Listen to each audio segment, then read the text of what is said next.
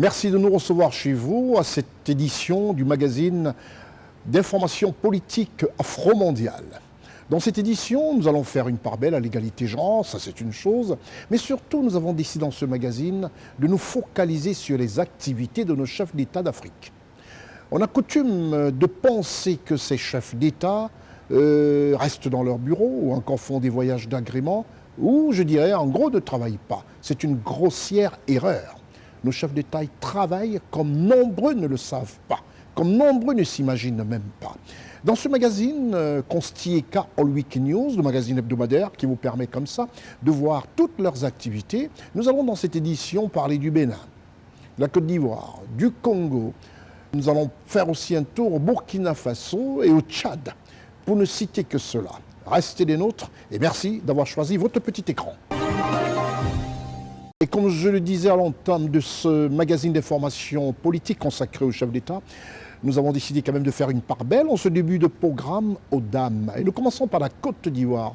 La Côte d'Ivoire, nous allons parler de la femme au grand cœur. Madame Dominique Ouattara, qui vient de commettre sur le marché international du livre, parce que c'est un politologue camerounais, Jean-Emmanuel Pondy, qui disait « En Afrique, nous devons lire, faire lire, et continuer à faire lire les uns et les autres. Et je crois que tous, autant que nous sommes, devons nous rouer dans les différentes librairies pour retrouver ce livre des 100 discours forts illustré par 10 années de photographie de Madame Dominique Ouattara, la dame au grand cœur. Ce livre baptisé « Cela vient du cœur ». Un livre que je conseille d'ailleurs à tous les Africains, à tous qui sont amoureux de la lecture et surtout qui aimeraient savoir que font les épouses de nos chefs d'État, pour l'exemple, Madame Dominique Ouattara. C'est avec cette première information que nous ouvrons ce magazine et nous quittons tout de suite la Côte d'Ivoire pour le Congo. Et au Congo, c'était le 80e anniversaire de Madame Antoinette Sassou Nguesso. La First Lady du Congo a soufflé sa 80e bougie sous le signe de la solidarité et l'amour du prochain.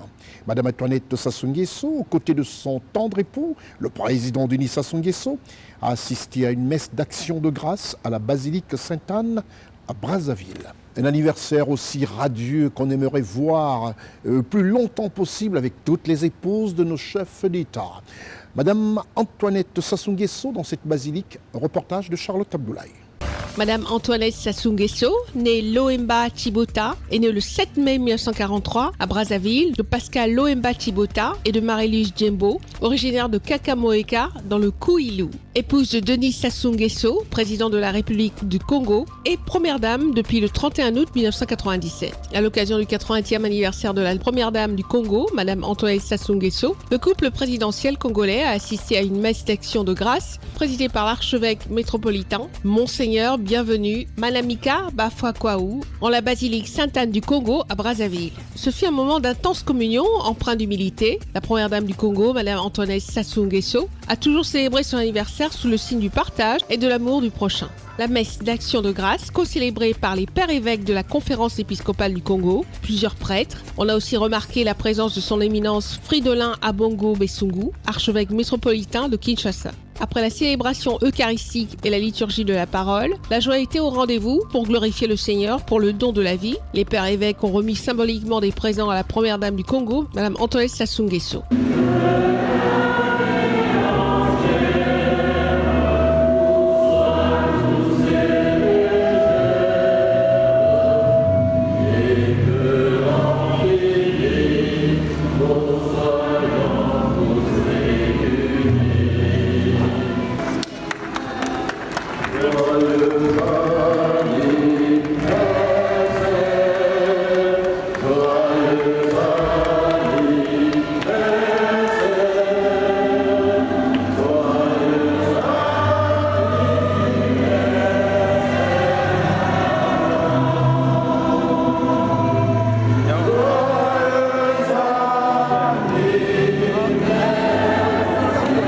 Il y a plus de bonheur à donner qu'à recevoir, assurent bien souvent les personnes portées par la générosité pour justifier leur élan de cœur.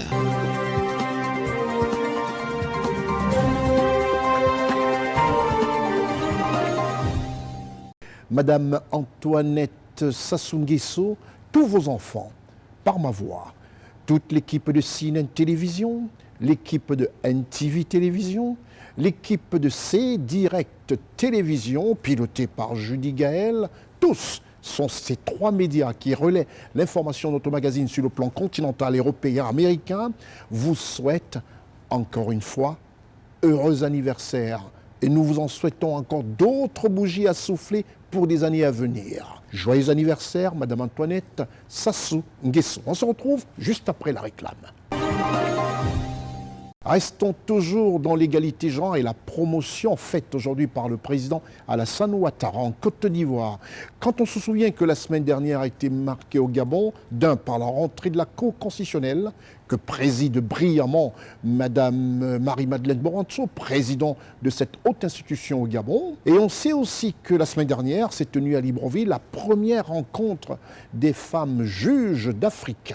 Elles sont venues de partout, de 30 pays, exactement 32 pays, de Namibie, d'Éthiopie, de Comores, de Sierra Leone, du Cameroun, de Côte d'Ivoire, du Congo, de partout. Ça a été une fête incroyable. 32 pays réunis tous à Libreville. Aujourd'hui, l'égalité genre suit son cours et l'Afrique démontre à souhait ce que même les grandes puissances ne font pas. À la tête du Conseil constitutionnel en Côte d'Ivoire, le président Ouattara a donné un coup d'accélérateur et hisse à cette haute institution une dame. Une magistrate hors hiérarchie, Madame Chantal Nanaba Camara. C'est une nomination qui a fait plaisir au-delà des frontières de la Côte d'Ivoire et qui prouve à souhait la promotion de l'égalité genre que prône aussi le président de la République de Côte d'Ivoire qui vient de poser cet acte, un acte de grande et belle portée. Au Conseil constitutionnel de la République de Côte d'Ivoire, Madame Chantal Nanaba Camara. Reportage Charlotte Abdoulaye. Le président de la République, son Excellence Alassane Ouattara, a signé ce mardi 9 mai 2023 un décret de nomination au Conseil constitutionnel. Communiqué de la présidence de la République. Le président de la République, son Excellence M. Alassane Ouattara, a signé ce mardi 9 mai 2023 un décret de nomination au Conseil constitutionnel. Ainsi, Madame Chantal Nanaba Camara, magistrat hors hiérarchie, grade A, échelon unique, est nommée présidente du Conseil constitutionnel pour une durée de 6 ans. Cette nomination prend effet à compter du 21 juillet 2023. Par ailleurs, le président de la République procédera ultérieurement à la nomination de 3 conseillers au Conseil constitutionnel, en remplacement de ceux dont le mandat arrive à expiration le 26 juillet 2023. Fait à Abidjan le mardi 9 mai 2023.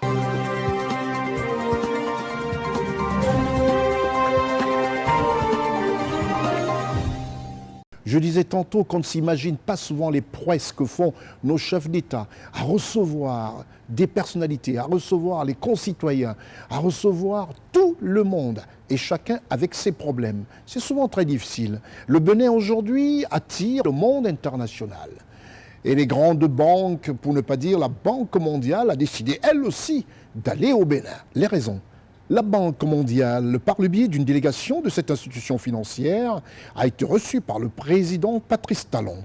Une grande première qui n'est pas un hasard portée sur le choix du Bénin. Quand on sait aujourd'hui que la croissance dans le monde, qu'on le veuille ou non, partira de l'Afrique. Parce que c'est ici, comme disait il y a 40-45 ans le président Félix Houphouët-Boigny, qu'on trouve des gisements de ce que la terre entière regorge comme matière première.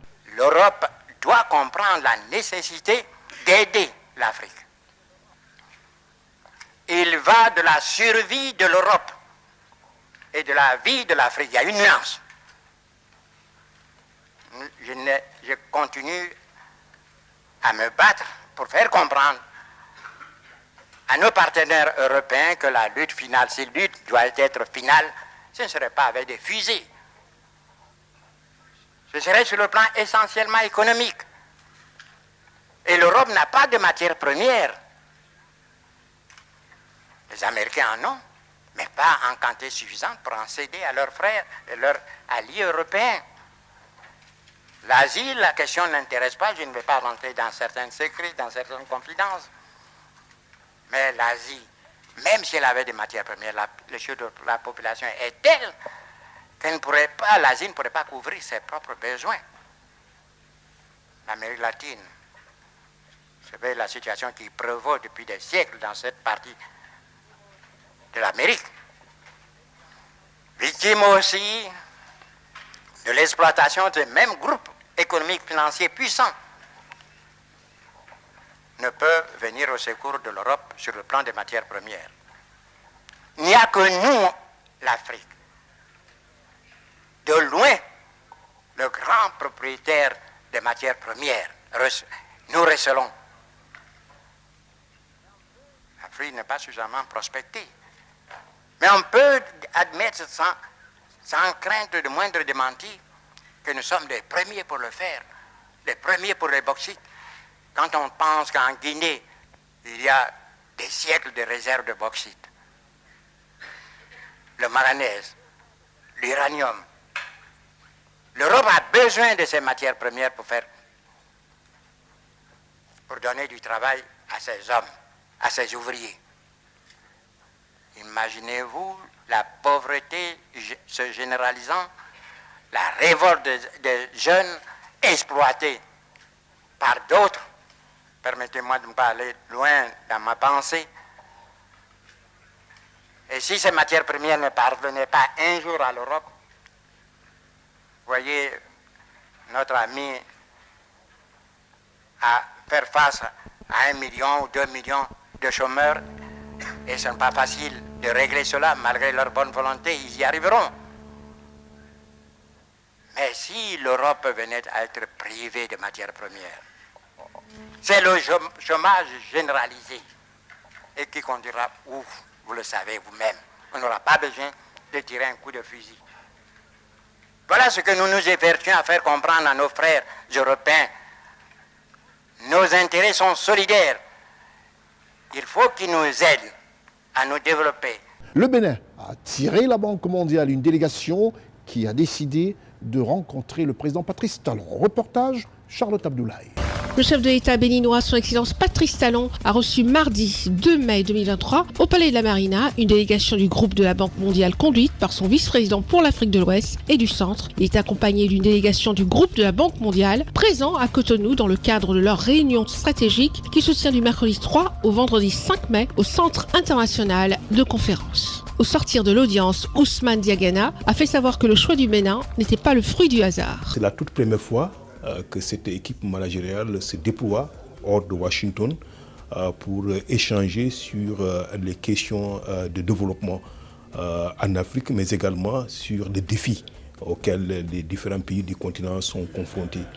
Nous avons estimé que le Bénin est une place appropriée pour ce type d'échange, compte tenu des progrès significatifs le pays a accomplis ces dernières années sur le plan du développement des infrastructures, l'accès des populations aux services de base, qu'il s'agisse de l'eau, qu'il s'agisse de l'éducation, qu'il s'agisse de la santé, qu'il s'agisse d'énergie, mais également en tenant compte, bien entendu, des défis de développement qui restent posés, défis exacerbés par les crises auxquelles le monde fait face, les effets de la Covid-19, le changement climatique, l'impact de la guerre en Ukraine sur les économies, mais également sur les populations, et tout ceci dans un contexte géographique des plus complexes, avec la situation sécuritaire dans les pays du Sahel et ses implications aujourd'hui pour les pays côtiers.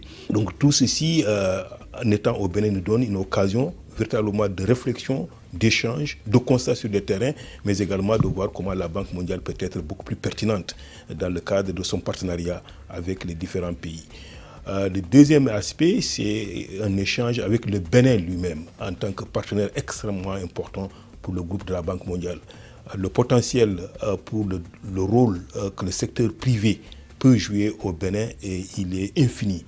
Et le président du Bénin, de par son expérience et de son vécu, nous a donné véritablement quelques pistes de réflexion à cet égard. La question démographique, qui est un enjeu majeur pour l'ensemble de nos pays, avec l'augmentation de la population et donc tout ce qui ça demande comme investissement pour répondre à leurs besoins, est une dimension extrêmement importante que nous avons également discuté avec le président. Ça a été des échanges très longs, mais surtout très riches, sur lesquels nous allons réfléchir davantage avec l'ensemble de nos collègues, en espérant que nous aurons une feuille de route qui pourrait informer la réflexion stratégique que mes collègues dirigés par Atousek, qui est notre représentant résident ici, ont déjà commencé avec les Béninois dans le cadre de la préparation de la prochaine stratégie de partenariat entre le Bénin et la Banque mondiale, qui va être adoptée au cours de l'année 2024 et qui sera mise en œuvre sur une période de 4 ans. Plusieurs autres sujets, notamment la question démographique, les questions liées à l'éducation, l'énergie, l'économie numérique et l'agriculture, ont fait objet de discussions entre le chef de l'État béninois, Son Excellence Patrice Talon, et ses hôtes.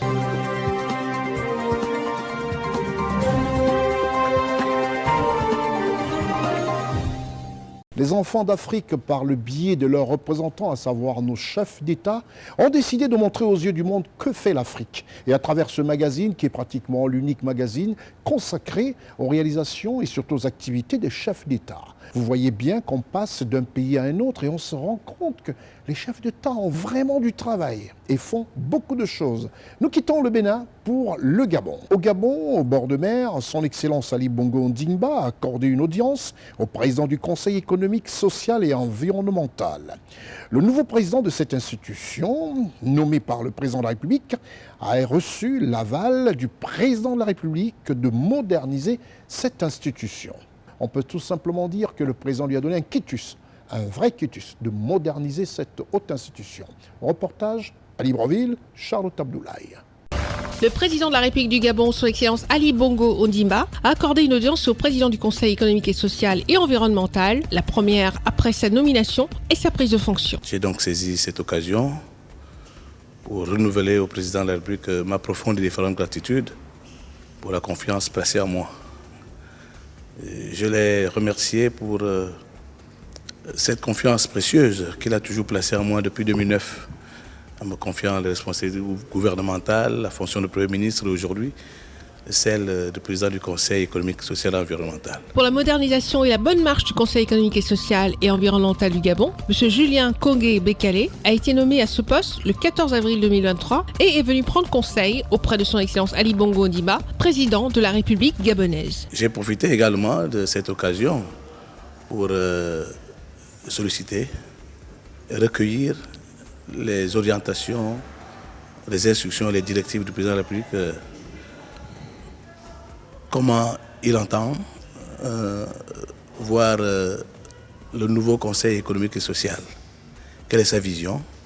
J'ai donc reçu ces instructions et il m'a demandé de réfléchir comment moderniser cette institution, comment la rendre plus utile pour le gouvernement, aux yeux de la population et surtout ramener un climat d'apaisement et de sérénité au sein de cette institution. Le Conseil économique et social et environnemental du Gabon s'est engagé depuis quelques années sur la voie de réforme, conformément à l'article 103 de la Constitution gabonaise. Le Conseil économique et social a compétence sur tous les aspects de développement économique, social, culturel et environnemental du pays. De ce fait, il est habilité à étudier quasiment tous les aspects de la vie de notre pays en devenant partie prenante sur des réflexions en matière de politique financière et budgétaire, de politique des matières premières, de politique sociale, culturelle et environnementale.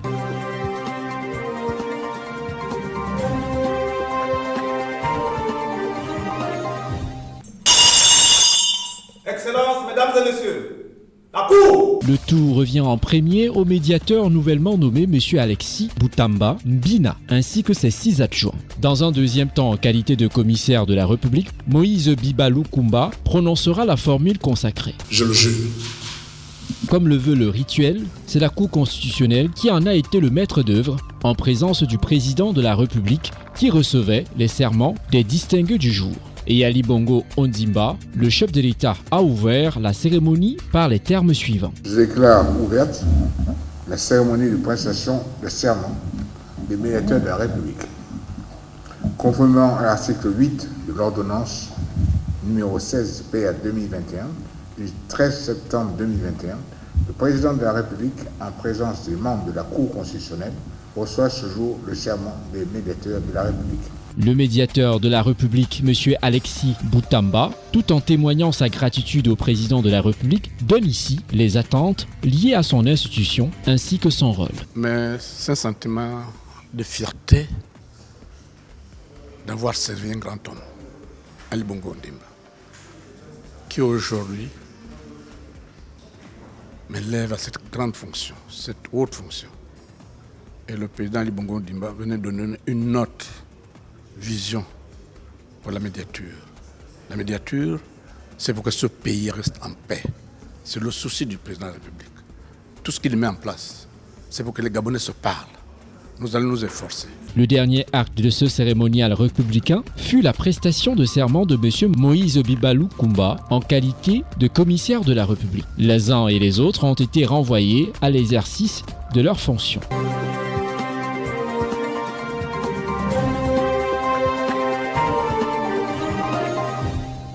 Nous quittons le Gabon sans manquer de vous présenter encore quelques images de la baie des Rois. Cette baie des Rois où j'ai pris plaisir à me promener un tout petit peu avec ce vent marin. Regardez cette baie du Roi, c'est avec ces images que nous quittons le Gabon pour le Tchad. L'Afrique a souvent été considérée comme un continent où ses dirigeants ne prennent pas des choses en main, surtout quand il faut parler de sécurité. Et désormais, c'est chose faite. Les Africains ont décidé de prendre en main tous leurs problèmes de sécurité. Et bien sûr, avec une collaboration souhaitée, des partenariats avec des pays étrangers, des pays du Nord. Ces pays qui ont une avancée considérable sur le plan démocratique. Et au Tchad, le président de la transition tchadienne, le général Mahamat Idriss Déby Itno, a reçu un émissaire du président égyptien. Les raisons sont rivées sur la paix au Soudan, qui traverse une situation critique. Rien de plus normal que tous nos chefs d'État aujourd'hui s'intéressent à la paix sur notre continent. Un reportage, Charlotte Abdoulaye. Le président de transition général Mahamat Idriss Déby Itno a reçu ce lundi 8 mai 2023 en audience ce midi le ministre égyptien des Affaires étrangères, M. Sameh Choukri. Le chef de la diplomatie égyptienne est porteur d'un message du président Abdel Fattah al-Sisi au chef de l'État, général Mahamat Idriss Déby Itno. Message qui entre dans le cadre des consultations entamées par le président Abdel Fattah al-Sisi auprès de ses homologues des pays limitrophes du Soudan pour aider les frères ennemis soudanais à fumer le calumet de la paix. Au 24e jour des combats, Khartoum, la capitale soudanaise, est devenue un immense champ de bataille. Le bilan fait état de plus de 550 morts et 5000 blessés. L'Égypte explore donc les voies et moyens diplomatiques pour faire taire le crépitement des armes à travers l'envoi à N'Djamena d'un envoyé spécial, M. Sameh Choukri. Cette mini-tournée du chef de la diplomatie égyptienne dans les pays limitrophes du Soudan le conduira ce 9 mai 2023 à Juba, au Sud-Soudan. Outre le message dont il est porteur, l'émissaire égyptien et le président de la République, le général Mahamat Idriss Déby Itno, ont fait le tour d'horizon de toutes les questions relatives à la coopération entre le Caire et N'Djamena, à la lumière de la dernière visite officielle du chef de l'État tchadien, président de transition, général Mahamat Idriss Déby Itno, en Égypte en janvier 2022. La tournée des pays limitrophes du Soudan du chef de la diplomatie égyptienne, M. Sameh Choukri, l'amènera par la suite à Djouba, au Sud-Soudan.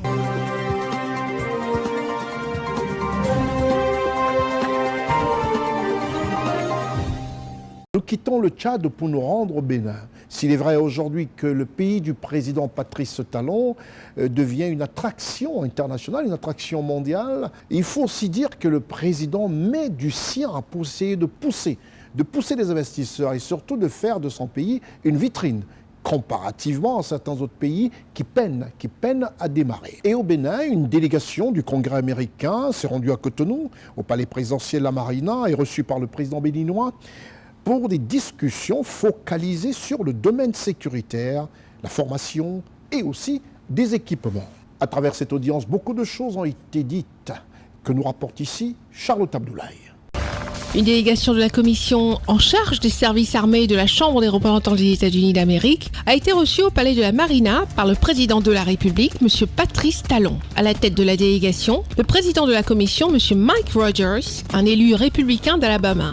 M. Mike Rogers et la délégation qu'il conduit ont eu, en présence de l'ambassadeur des États-Unis auprès du Bénin, M. Brian Choukan, des échanges fructueux avec le chef de l'État béninois. Nous sommes venus pour discuter de partenariat et de la coopération sécuritaire et économique entre le Bénin et les États-Unis Et cette délégation est une délégation bipartisane. Nous avons des membres de la majorité parlementaire et de la minorité parlementaires qui sont là dans cette délégation.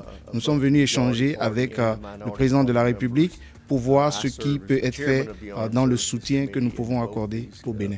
Nous reconnaissons que l'Afrique est d'une importance globale dans le monde aujourd'hui et nous soutenons l'Afrique dans tous les domaines, y compris la sécurité, ce qui est le point sur lequel je me focalise en tant que président de la Commission des services armés.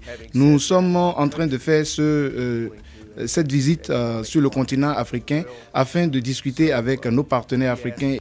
Nous pouvons soutenir le Bénin sur plusieurs fronts. Déjà au niveau du recrutement et de la professionnalisation des militaires, également au niveau de la formation à donner aussi bien aux officiers qu'aux sous-officiers, au niveau des équipements qu'il faudra donner aux forces armées.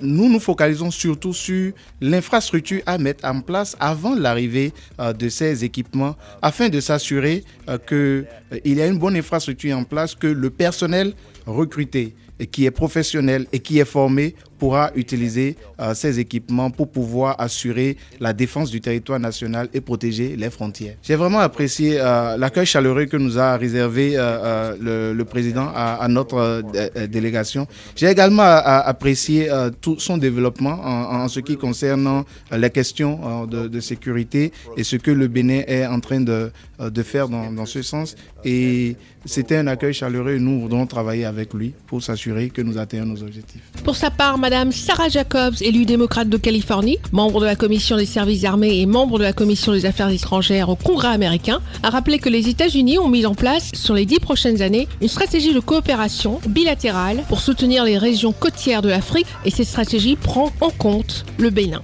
L'État américain a mis en place une stratégie sur les 10 prochaines années pour soutenir la région côtière et également cette stratégie sur les 10 ans concerne la relation bilatérale avec le Bénin pour soutenir le Bénin.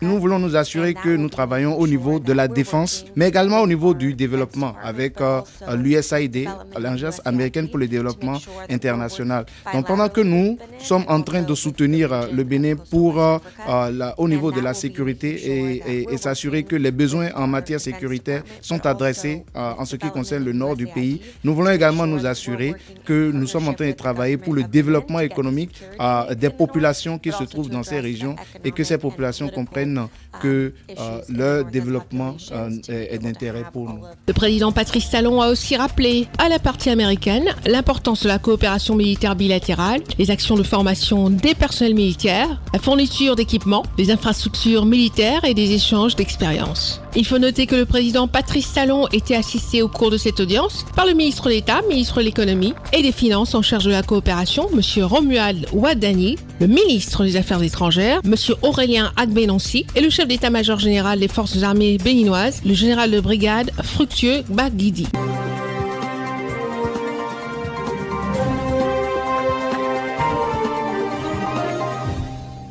Nous quittons le Bénin pour la Côte d'Ivoire. La Côte d'Ivoire, dirigée par le président de la République, son Excellence Alassane Ouattara, a décidé tout simplement de mettre un accent particulier sur le bonheur des Ivoiriens et de ceux qui habitent la Côte d'Ivoire. Rien de plus normal. Et quand cette feuille de route est octroyée au ministre d'État, ministre de la Défense de Côte d'Ivoire, M. Téné Birahima Ouattara, qui en a fait une obsession, la sécurité en Côte d'Ivoire, la paix pour les populations ivoiriennes, ce qui atteste encore l'ouverture du 11e sommet des forces terrestres africaines. Le ministre d'État, ministre de la Défense de la Côte d'Ivoire, a ouvert ce sommet qui atteste son engagement permanent sur les défis sécuritaires en Côte d'Ivoire. Quand on pense qu'aujourd'hui il faut faire face aux djihadistes, au Boko Haram qui sévit du côté du Cameroun, du Tchad et en Côte d'Ivoire, au Bénin, tous ces djihadistes, et le ministre d'État, ministre de la Défense de Côte d'Ivoire, en a fait un sacerdoce. L'ouverture de ce sommet traduit encore que la défense, la sécurité est au centre de toutes les actions du ministère de la Défense de la République de Côte d'Ivoire. Muriel Kouakou.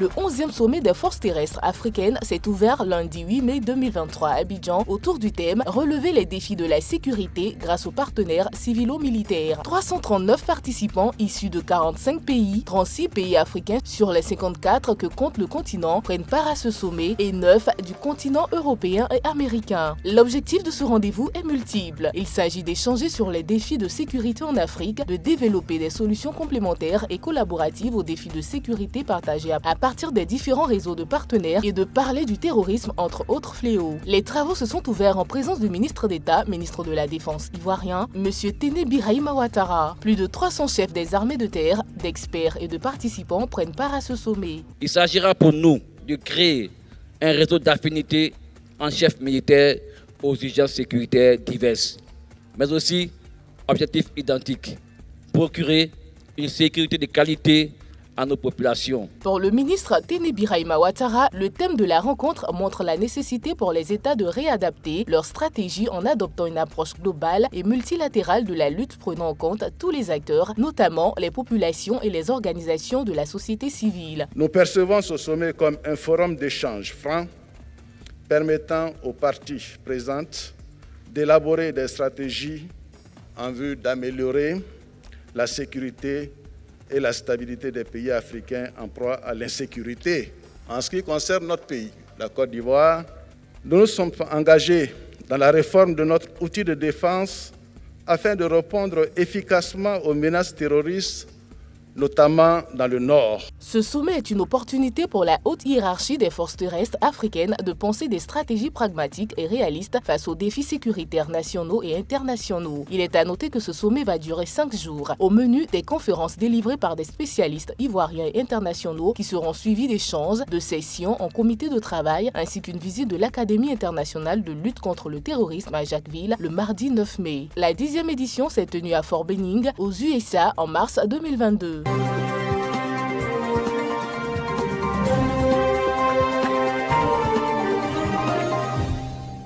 Nous quittons la Côte d'Ivoire pour le Burkina Faso. À la tête de ce pays des hommes intègres, un jeune qui a décidé de prendre son pays en main, de souhaiter aussi le bonheur pour ses compatriotes à travers de nombreuses activités et surtout quand on se souvient que récemment ils ont fait face aux djihadistes, ont réussi à maîtriser des djihadistes.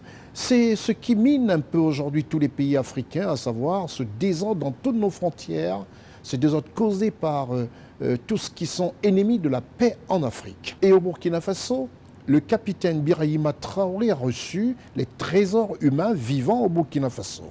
Ce sont des hommes qui sont le socle et défenseurs du patrimoine culturel vivant. On n'en doute pas moins que la culture et les traditions restent des éléments essentiels du quotidien des Burkinabés. Reportage Raoul Sankoué.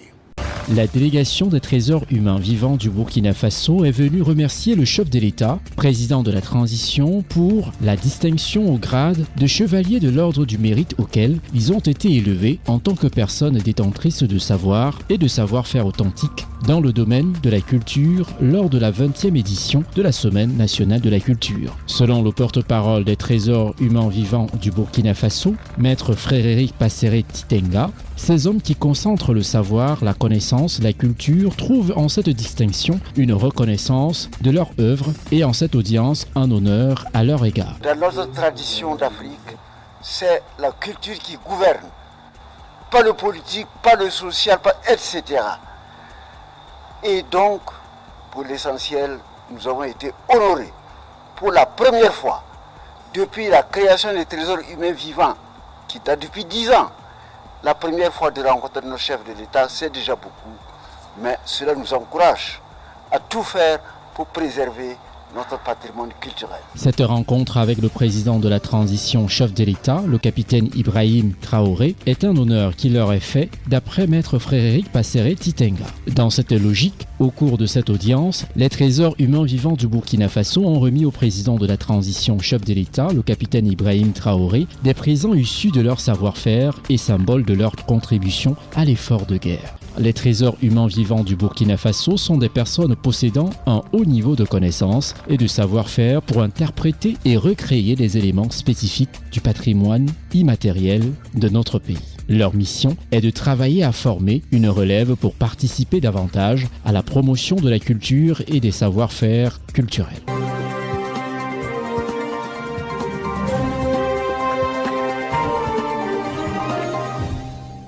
Tout en remerciant comme ça l'établissement Orca qui vous permettent de voir un tout petit peu tout ce qui peut rendre plaisant votre univers personnel dans vos domiciles, vos maisons. Le magazine d'information politique continentale a une rubrique que vous aimez d'ailleurs. C'est l'heure du grand format.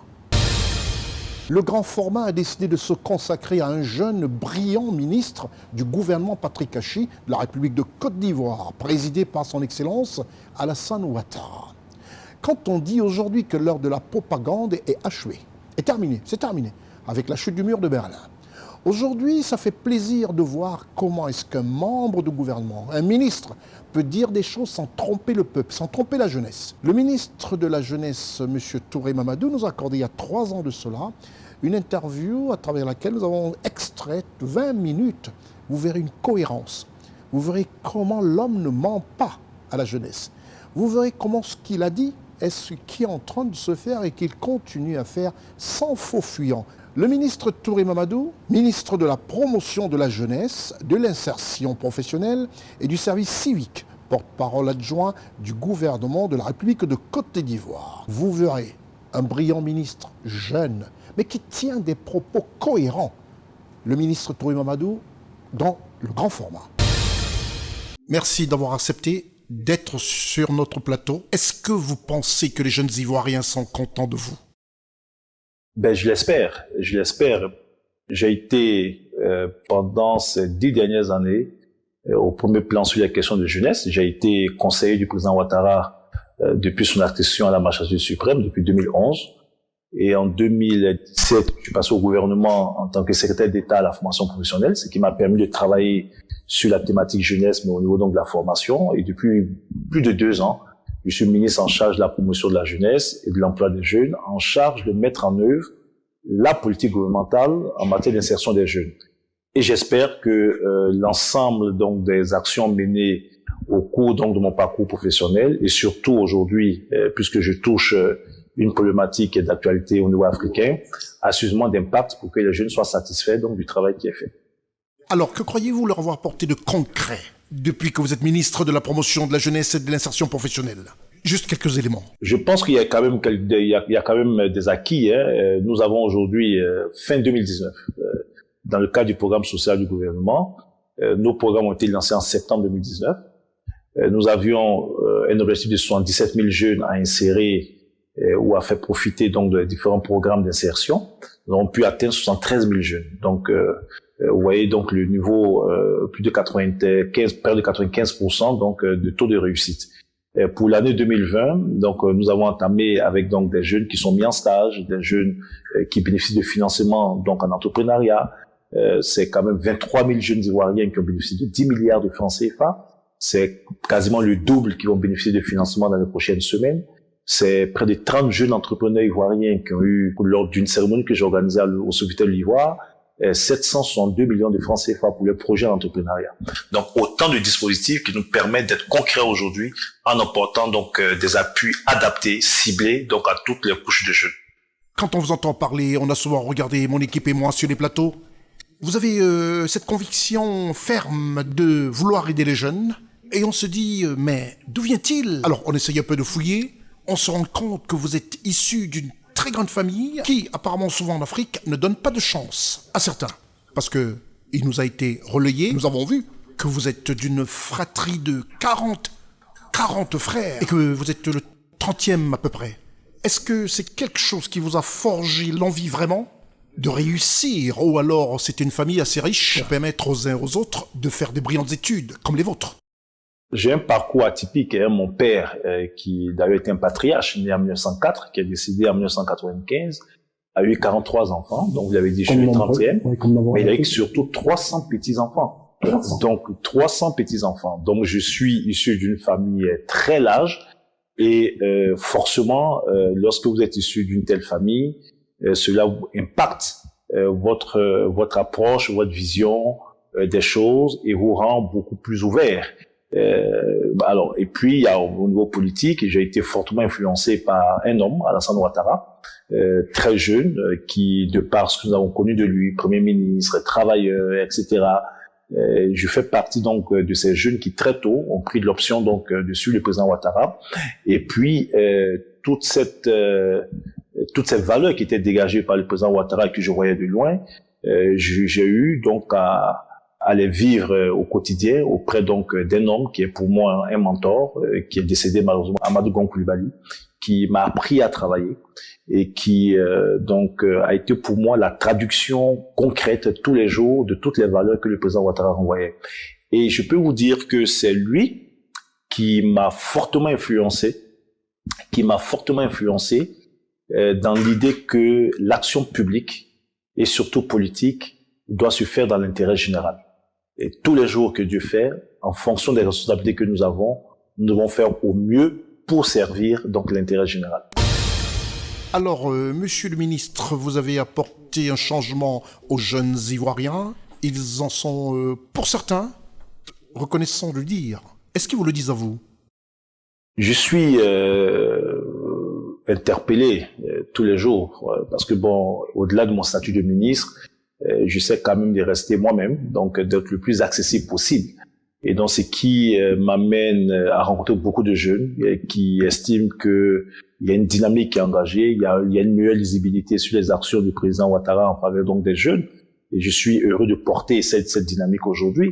Et beaucoup de jeunes aussi m'expriment leur impatience parce que dans un pays où vous avez près de 9 millions de jeunes qui ont entre 14 et 35 ans, même si ces dernières années, le président Ouattara a permis de créer 2 800 000 emplois, quand vous mettez ça en perspective par rapport donc aux 9 millions de jeunes potentiels qui peuvent arriver sur le marché du travail, il y a une dynamique donc à poursuivre pour donner des résultats encore pour le maximum de jeunes. Donc oui, je suis souvent interpellé, donc des jeunes qui sont satisfaits du travail, mais je suis aussi souvent interpellé par des jeunes qui estiment que c'est bien, mais qu'il faut aller beaucoup plus vite, il faut aller beaucoup plus loin donc dans les résultats. Nous l'avons remarqué souvent que vous jouissez d'un satisfaction par moment, alors qu'on voit tout ce qui est grandement fait. Alors, la Côte d'Ivoire fait beaucoup dans le domaine du social. Ne pensez-vous pas que les factures de PME, par exemple, qui sont en attente de paiement à la CCP, sont un frein à l'action sociale du gouvernement? Il y a beaucoup de grogne à ce niveau. Oui, effectivement, les PME, d'abord vous devez noter que de tout temps, les PME ont été dans une situation difficile. Lorsque le président Ouattara donc accède à la majorité suprême, beaucoup de PME avaient des factures donc en souffrance. La dette intérieure est montée souvent jusqu'à 1000 milliards de francs CFA. Mais vous noterez que ces dernières années, selon une planification qui a été bien établie, l'État donc essaie donc d'apurer toutes les dettes. On est en quelle année là? 1000 milliards de francs CFA. 1000 milliards, c'est au lendemain donc de l'arrivée du président Ouattara aux affaires. Alors, vous verrez par exemple que pour l'année 2019, la quasi-totalité donc des dettes liées donc à certaines aux prestations de certaines PME ont été totalement apurées. Vous avez une procédure qui veut qu'aujourd'hui tous les services et travaux faits par les PME, il y a un délai de 90 jours que le gouvernement essaie de respecter au mieux. Il arrive qu'il y ait quelques retards, mais globalement, au bout de 90 jours, des entreprises sont payées. Ça, c'est déjà une bonne évolution par rapport à des entreprises qui vont attendre 1 an, 2 ans, voire 3 ans avec des factures en souffrance. Comment croyez-vous apporter une contribution au chômage persistant de certains jeunes? Ben, ce sont les dispositifs. D'abord, la question de l'employabilité des jeunes ou du chômage se règle d'abord par la formation des jeunes. À la base, c'est la formation, le système éducatif. Donc, il y a des réformes qui sont entreprises, mais moi, je crois fortement que l'enseignement technique et la formation professionnelle est la solution à la problématique de l'employabilité donc des jeunes et la lutte contre le chômage. Si les jeunes sont formés pour des formations de courte ou moyenne durée, dans des domaines qui leur permettent donc de travailler et qui permettent donc d'être en cohérence avec les besoins du secteur privé, je pense que ça nous aidera. Parce que avoir des formations ou des études d'ordre général sur une longue période n'est pas forcément réponse donc à la problématique donc du chômage. Donc formation d'abord. Ensuite, quand vous avez entre 2000 et 2010 400 000 jeunes Ivoiriens qui sont sortis de notre système éducatif sans qualification, 2010, c'est un stock potentiel de 4 millions de jeunes Ivoiriens qui se retrouvent sur le marché du travail, sans qualification, éjectés du système éducatif. Il fallait apporter des réponses tout de suite. Et tous les programmes d'urgence, programmes donc de développement des compétences avec la Banque mondiale, où près de 50 milliards de francs CFA ont été investis, avec près de 60 000 jeunes qui ont bénéficié donc de stages, d'apprentissage, etc. Avec aujourd'hui l'action gouvernementale, près de 141 milliards sont mobilisés pour les programmes de stage, d'apprentissage, le financement donc de projets d'entrepreneuriat. Tout cela nous permet donc de réduire considérablement donc le chômage donc au niveau des jeunes. Le défi au-delà du chômage, c'est le sous-emploi au niveau des jeunes, puisque le taux de chômage au sens du PIT reste relativement faible. D'ailleurs, je vous fais remarquer que l'ancien vice-président de la Banque mondiale, Makhtar Diop, disait que l'Afrique n'a pas un problème de chômage des jeunes, mais plutôt un problème de sous-emploi. Énormément de jeunes sont dans l'informel, vivent de petits métiers, quel que soit leur niveau de diplôme. Ils sont donc des tabliers, ils sont donc des cireurs de chaussures, ils sont donc des coiffeurs, etc. Comment aider tous ces jeunes avec les réformes qui sont entreprises? Donc, comment accompagner ces jeunes à sortir de l'informel pour aller donc vers le formel avec des emplois décents? Tel est le défi qui se pose à nous, au niveau des pays africains et au niveau de la Côte d'Ivoire, et nous y travaillons. Formation pour jeunes, formation, on y retiendra. C'est le mot majeur. Il est très important pour moi de vous dévoiler ici un autre aspect, c'est-à-dire d'autres responsabilités du ministre qui est notre invité aujourd'hui, c'est-à-dire le ministre Touré Mamadou. Monsieur le ministre, quelle est votre mission réelle ou encore votre feuille de route au sein du gouvernement? Je suis en charge de la politique de promotion et d'insertion des jeunes. Et donc, je définis avec mes collaborateurs, je propose la mise en œuvre, la stratégie de mise en œuvre de cette vision ou de ce programme donc du président Ouattara, programme qu'il a présenté aux Ivoiriens en 2015. J'assure aussi la cohérence dans les interventions donc avec mes différents collègues de toutes les initiatives en matière d'insertion, parce qu'il n'y a pas que mon ministère qui crée de l'emploi. Vous avez donc dans tous les autres ministères sectoriels donc des niches de création d'emplois, que ce soit le tourisme, que ce soit au niveau des industries, que ce soit au niveau de l'artisanat, au niveau des PME. Donc nous nous assurons que toutes ces initiatives qui concourent aussi à la création de l'emploi, qu'elles se fait dans un cadre cohérent et allant dans le sens de l'atteinte donc des objectifs que le président donc s'est assigné. On va regarder ces images qui sont des images de notre correspondant à Paris qui s'est déplacé dans le Benelux. Et on voit sur ce podium, comme les téléspectateurs regardent en ce moment en chef de file, en train d'haranguer les foules, est-ce que vous avez été surpris de cette cote de popularité du président Alassane Ouattara avec ce monde fou, qui sont les militants complètement de votre parti?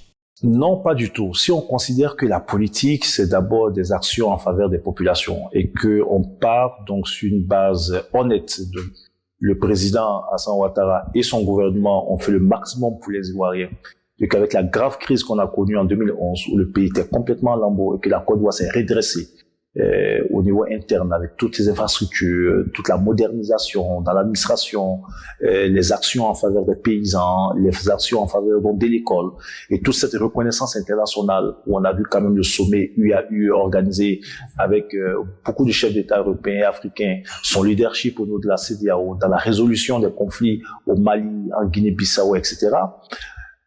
Il se trouve qu'il y a encore des Ivoiriens, beaucoup d'Ivoiriens honnêtes, suffisamment honnête pour reconnaître que ce monsieur est celui qui aura, après Houphouët-Boigny, le plus apporté à ce pays. Et donc, je ne suis pas étonné donc de voir ces Ivoiriens exprimer donc leur sympathie, leur amour pour ce monsieur. Bien évidemment, nul n'est prophète chez soi. Même Dieu ne fait pas l'unanimité, disait le président Houphouët-Boigny. Il existe encore des Ivoiriens, des concitoyens, heureusement une minorité, suffisamment de mauvaise foi pour ne pas reconnaître donc les actions menées par le président Ouattara. Alors, les jeunes qui nous suivent, tous d'ailleurs, et quand ils vont apparaître sur un écran, ils veulent, c'est normal, ils regardent leur ministre et veulent savoir ce qu'il a à leur dire. Alors, les jeunes qui nous suivent veulent savoir quels avantages pour leur avenir peuvent-ils espérer de la politique du RHDP, comparativement aux autres partis qu'on a cités et qu'on ne recitera pas ici. Mais avant, monsieur le ministre, nous avons interrogé dans les rues d'Abidjan quelques jeunes. On va les regarder. Concernant le ministre Touré Mamadou, je sais que c'est un ministre travailleur Et puis, il aime réaliser, il aime des gens travailleurs. C'est un modèle pour nous, la jeunesse, pour nous les leaders. Et puis, tout récemment, on a vu les actions qu'il a menées au sein des différents quartiers. Voilà, ils ont lutté contre zéro anticipation au congé des enfants. Tout dernièrement, on a participé à ça et puis ça a été un succès sur le territoire national. Pour la petite notion que j'ai de M. Touré Mamadou, le ministre de la Jeunesse, je sais que c'est un ministre très dynamique qui essaie de faire de son mieux pour être à l'écoute de la population et de la jeunesse ivoirienne. Je voudrais parler un peu aussi, monsieur le ministre Touré Mamadou, le ministre de la Jeunesse et de l'Emploi des Jeunes. Vraiment, nous avons constaté que c'est un ministre qui est très très généreux parce que nous voyons un peu ce qu'il fait un peu partout. Mais vraiment, il ne peut pas satisfaire tout le monde, sincèrement. Mais il peut le faire aussi d'une manière aussi. Parce que nous, la jeunesse d'aujourd'hui, nous ne savons pas à qui nous confier quand on est dans des difficultés. Il n'y a pas trop longtemps, nous venons de perdre notre ministre, le Premier ministre, Amadou Coulibaly. Vraiment, nous sommes orphelins en ce moment des ministres. Nous avons besoin du soutien de monsieur le ministre Touré Mamadou parce que la jeunesse d'aujourd'hui, nous souffrons, nous sommes en plein chômage. Les diplômés d'État, tout ça, bon, on n'arrive pas à attraper un emploi, c'est difficile. Vraiment, s'il peut vraiment se laisser à la peau de la base pour essayer de sortir un peu sur la population, pour essayer de gérer un peu les souffrances et les détresse des populations, des jeunes aussi, pour qu'on puisse en sortir aussi, sortir la tête de l'eau. Concernant le ministre de la Jeunesse, M. Mamadou Touré, donc, je pense que c'est un ministre qui joue son rôle. Il est avec la jeunesse, il est avec la base. Donc il n'est pas coupé de la base, c'est ça qui est plus important. Chaque fois on le voit dans les tournées avec les jeunes, dans les maracanas, dans les anniversaires des jeunes. Donc c'est quelque chose que nous aimons beaucoup. Et puis le soutien, le fonds d'aide à la jeunesse, je pense que ça a aidé beaucoup de jeunes à faire des projets. Mais je pense qu'il y avait, le trou était beaucoup profond. Il fait ce qu'il peut, mais on l'encourage toujours d'améliorer ce qu'il est en train de faire. Voilà, parce que la jeunesse est nombreuse. Il a déjà fait quelque chose de grand, mais on l'encourage encore d'augmenter son budget pour que la cible soit atteinte entièrement. Ce que je pense du ministre Touré Mamadou, le ministre de la Jeunesse, c'est qu'il apporte son soutien aux jeunes ivoiriens, aux jeunes entrepreneurs, aux jeunes qui veulent travailler pour que le développement de la Côte d'Ivoire aille de l'avant. Parce que nous avons besoin de travailler. Nous sommes une jeunesse dynamique, une jeunesse qui veut évoluer, une jeunesse qui veut émerger. Donc nous lui demandons de venir nous aider, de créer des ateliers, de créer des emplois pour la jeunesse ivoirienne. Nous avons vraiment besoin de ça. Nous avons besoin parce que nous, les Ivoiriens sont fatigués, surtout la jeunesse. On ne veut plus mourir, on ne veut plus traverser la mer. Voilà, on veut travailler, on veut créer quelque chose, nous aussi, pour le développement de la Côte d'Ivoire. C'est pour toujours encourager le ministre, pour dire que nous sommes partants, nous sommes d'accord avec le programme qui maintient. Et il faudrait que aussi que non, il appuie le financement des jeunes, soit tout, en tout cas le financement des jeunes. Il faudrait qu'on puisse élargir pour que chacun de nous puisse... Bien vrai que chacun de nous ne pourra pas accéder à la fonction publique, mais chacun de nous a besoin au moins de s'épargner en créant une petite entreprise pour pouvoir s'en sortir. Ce que je peux dire concernant le ministre de la Jeunesse, c'est que c'est un bon ministre, en tout cas il fait bien son boulot. Et il se préoccupe plus pour la jeunesse aussi. Il se préoccupe plus pour la jeunesse parce qu'on voit aussi ses œuvres, on voit ce qu'il fait pour la jeunesse. Voilà, c'est un ministre à saluer. Voilà, avec toutes les actions qu'il mène pour la jeunesse, vraiment. Étant lui-même un jeune aussi, il faut saluer son travail aussi. Parce qu'il se préoccupe beaucoup pour la jeunesse. Voilà. Bien vrai qu'il y a des failles, mais on prend que le côté positif.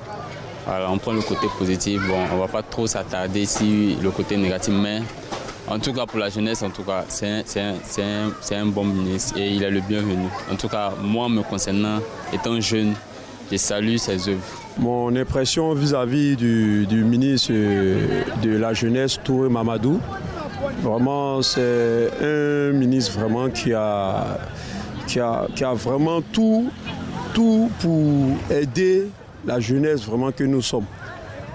Vraiment, on voit déjà ses pas vis-à-vis de cette jeunesse aujourd'hui qui, en un mot, a commencé à s'éveiller, a commencé à remplir les conditions vis-à-vis de l'État.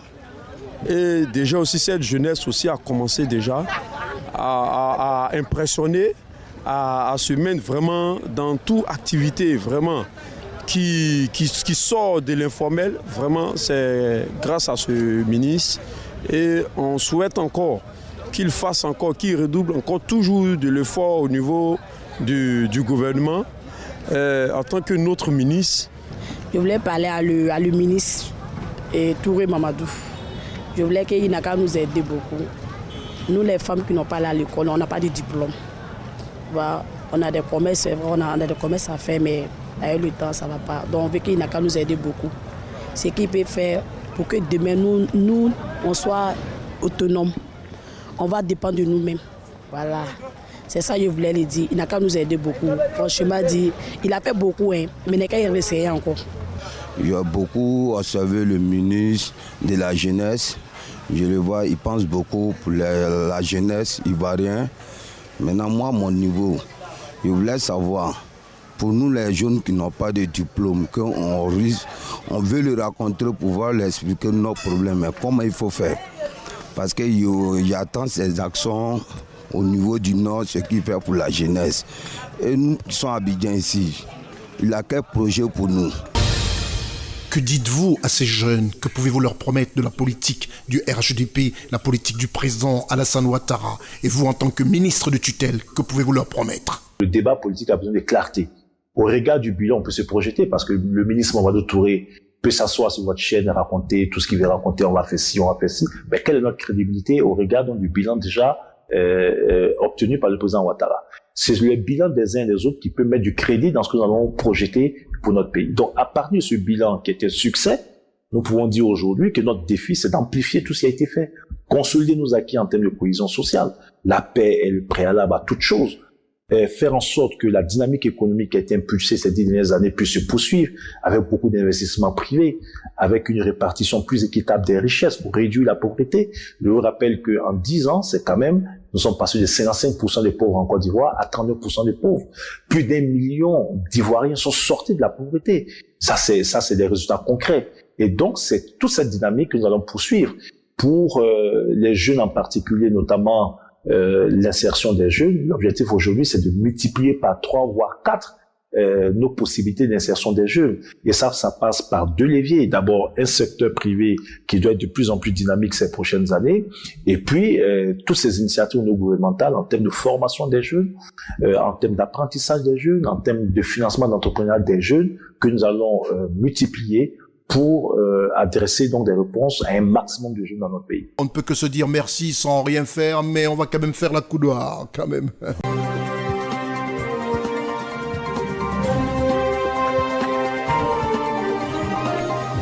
C'est terminé pour ce magazine d'information politique consacré au chef d'État d'Afrique, tout en remerciant toute la grande équipe de CNN pilotée ici même par Hilar Blanchard qui coordonne tout l'enregistrement de ce magazine. Je pense à Sen Abdoulaye du côté de la caméra et Ousmane Koulibaly, sans oublier Marcel Bassolé-Livette qui est à la diffusion satellitaire.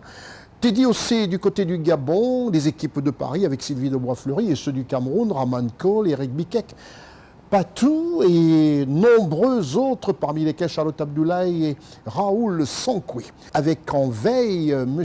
Jean-Marie Mbega. Je suis Consti et je vous donne rendez-vous au prochain numéro. Au revoir.